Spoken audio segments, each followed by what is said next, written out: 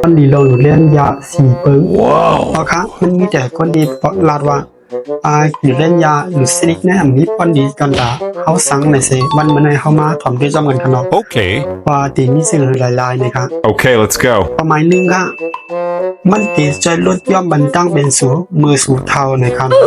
ปลาเคยเปลี่ยนยัวกา90ไป6มันเป็นอำมาตย์ตกจำสูพอเปิดสังหลังในก็เปิดสุดีตามันตั้งก่อนสุดีเท่าค่ะข้อหมาย2การหลุดเล่นยาตีเธอสู่ตายไว้ขึ้น Okay. คนดีต่อสิ่งแวดล้อมแลตีลดย่อมปัญหาตีสูตีเฮ็ดต่อตรงวงข้อหมาย3ตีให้เธอสู่ด้วยเป็นเหมือนผู้ใหญ่ไปไว้ขึ้น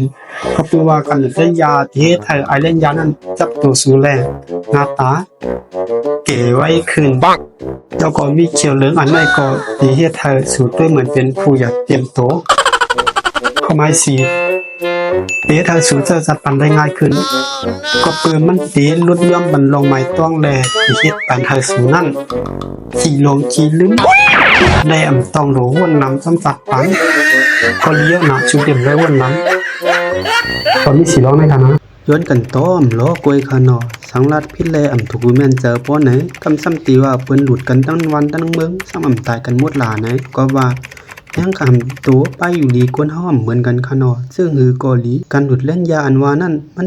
ตุ้มตื้อดอกไปอยู่ดีเจ้าก็อยู่ไหนอย่าลืมวนถึงกันเสียกำเจ้าว่าตั้งใจเคยมาสินี่สิซ้อมกวนสุดเล่นยาเขาคานออันเราลีก็เอาอันเราเมาก็เป็ดไหนเฮาโมเอาเลยเฮาเป็นพ่อนดีกันเสียกำ